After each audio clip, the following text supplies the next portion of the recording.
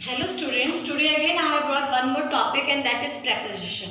And this video I am just going to tell you what prepositions are. So third onward students can watch this.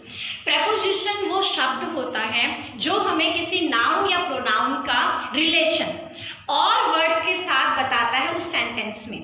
और preposition हमेशा किसी noun या pronoun से पहले use होगा। अब देखो प्री मतलब पहले, पोजीशन मतलब वो स्थिति बताता है, वो हमें उसकी जगह बताता है।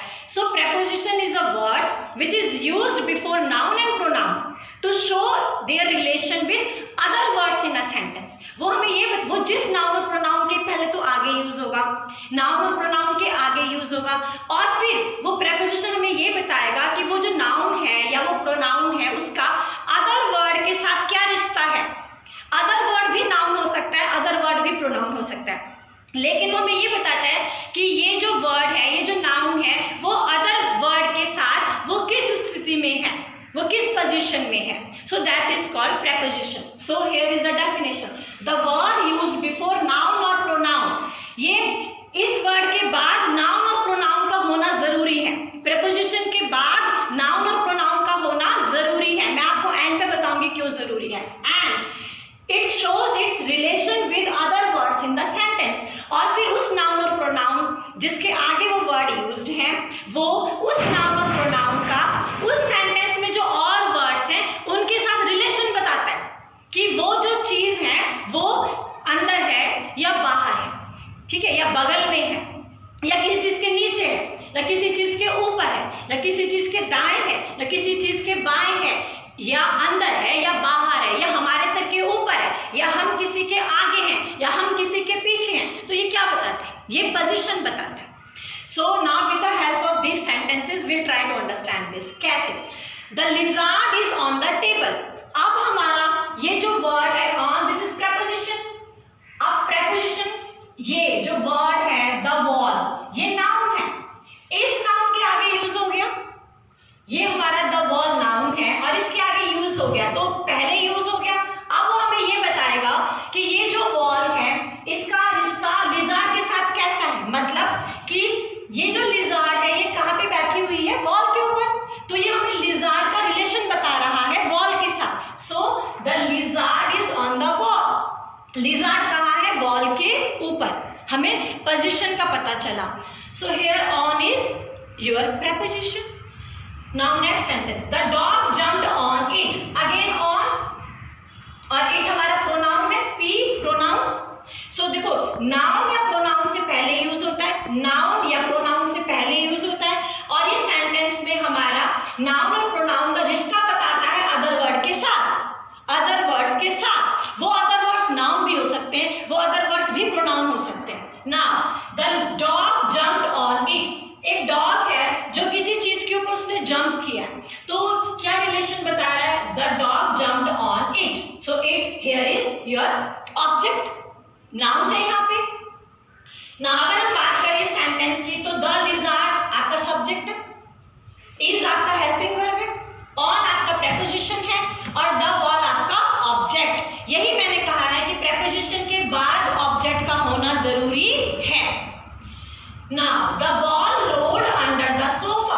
बॉल है, रोलिंग करते करते वो सोफा के नीचे चली गई। तो यहाँ पे दो नाउन है, सोफा और बॉल, और इनके बीच में रिलेशन बता रहा है अंडर वर्ड। जो ये अंडर शब्द है, ये रिलेशन बता रहा है कि बॉल और सोफा के बीच में क्या रिलेशन है। ये रिलेशन है कि बॉल सोफे के नीचे है, तो पोजीशन बता रहा है। So this is a noun, under is your preposition, और ये बता रहा है कि बॉल सोफे के नीचे है। Again used before noun, the word used before noun, and it show it's relation with other word in a sentence.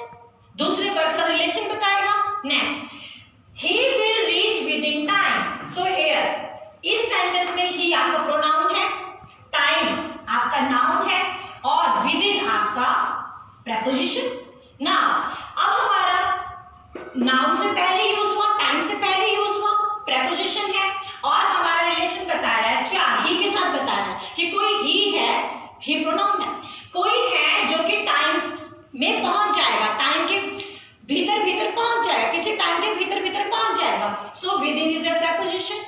और जैसे कि हमारी डेफिनेशन कह रही है, the word used before noun and pronoun to show their relation with other words in a sentence. ये हमारे other words हैं और ये अदर वर्ड्स नाउन भी हो सकते हैं और प्रोनाउन भी हो सकते हैं। ये प्रोनाउन है। Now the dog barked at the stranger. अब हमारा द डॉग नाउन है, द स्ट्रेंजर नाउन है। अब इन दोनों के बीच में क्या रिलेशन है वो हमें एट वर्ड बता रहा है। एट वर्ड बता रहा है, एट हमारा प्रीपोजिशन है, वो हमें ये बता रहा है कि डॉग ने अजनबी के ऊपर भौंका। डॉग अजनबी के ऊपर भौंका। सो एट ने हमें रिलेशन बताया। देखो द स्ट्रेंजर नाउन है, इससे पहले यूज हो गया एट और रिलेशन बता रहा है, और स्ट्रेंजर का रिलेशन बता रहा है डॉग के साथ। सो ये हमारी ये डेफिनेशन है, ये इस पे खरी उतरती है, खरी बैठती है। Now the squirrel climb up the tree. एक स्क्विरल है, गिलहरी है, वो ऊपर चढ़ी है। किसके ऊपर चढ़ी है? पेड़ के। तो उसने क्लाइंब तो किया है, कहाँ किया है? पेड़ के ऊपर। सो स्क्विरल और पेड़ के बीच में हमें पोजीशन का पता चलेगा कि स्क्विरल पेड़ के ऊपर गई है, पेड़ के ऊपर की तरफ क्लाइंब कर रही है, ऊपर की तरफ चढ़ रही है। तो so this up is your preposition जो कि हमें डायरेक्शन बता रहा है, ऊपर की तरफ जा रहे हैं। Next we went downstairs। he pronoun stairs noun, stairs noun होता है सीढ़ियां, he आपका प्रोनाउन है। वो गया है, वो सीढ़ियों से नीचे की तरफ गया है, सीढ़ियों को वो नीचे की तरफ जा रहा है। तो डाउन हमें क्या बता रहा है? पोजीशन बता रहा है। ही की पोजीशन बता रहा है कि कोई इंसान है जो कि नीचे की तरफ जा रहा है सीढ़ियों में। अब आप we have seen 7 sentences। In 7 sentences में हमने कहा कि preposition is a word which is used before noun and pronoun। देखो कितने सारे noun pronoun हैं। which is used before noun and pronoun to show its relation with other words in a sentence। वो ये बताएगा कि ये जो particular noun pronoun है वो और शब्दों के साथ क्या relation है और वो position बताता है।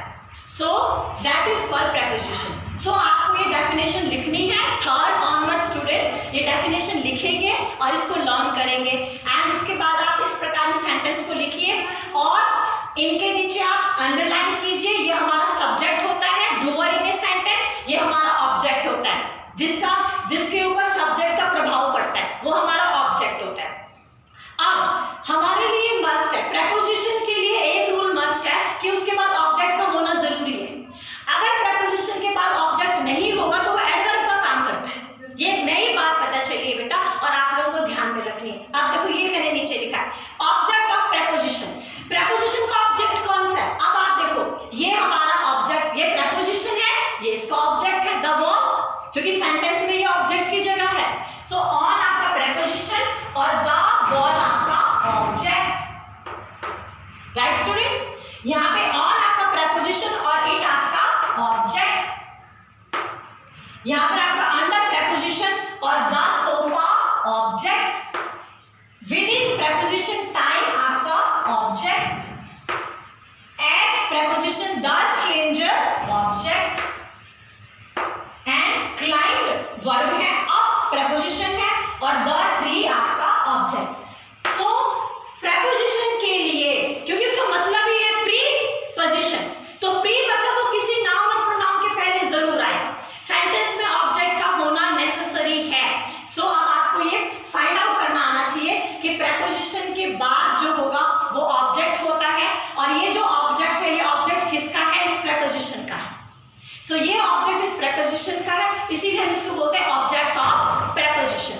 अब ये देखो द नाउन और the pronoun that follows the preposition. ये नाउन या प्रोनाउन, देखो ये सब नाउन है और ये प्रोनाउन है। तो जो नाउन और प्रोनाउन प्रीपोजिशन के बाद आता है, प्रीपोजिशन के बाद आता है, उसको हम क्या कहेंगे? Object of preposition. तो 6, 7, 8 के स्टूडेंट्स को ये ऑब्जेक्ट ऑफ प्रीपोजिशन का डेफिनेशन आएगा और आप लोग लिखोगे। लेकिन 3rd, 4th, 5th के स्टूडेंट्स केवल ये लिखिए कि प्रीपोजिशन क्या होता है, इसकी डेफिनेशन लिखेंगे और इन सेंटेंसेस को लिखेंगे और इसको इस प्रकार से अंडरलाइन करेंगे। Now so object of preposition क्या है? द नाउन और the pronoun that follow preposition is called object of preposition. कितना इजी बेटा, ये ऑब्जेक्ट ही तो है। ये सब्जेक्ट की जगह होती है बिगिनिंग में, ये ऑब्जेक्ट की जगह होती है। ये ऑब्जेक्ट है लेकिन ऑब्जेक्ट किसका है बेटा? प्रीपोजिशन का है। नाउ अब हमने कहा कि प्रीपोजिशन के लिए ऑब्जेक्ट का होना जरूरी है। अगर ऑब्जेक्ट देखो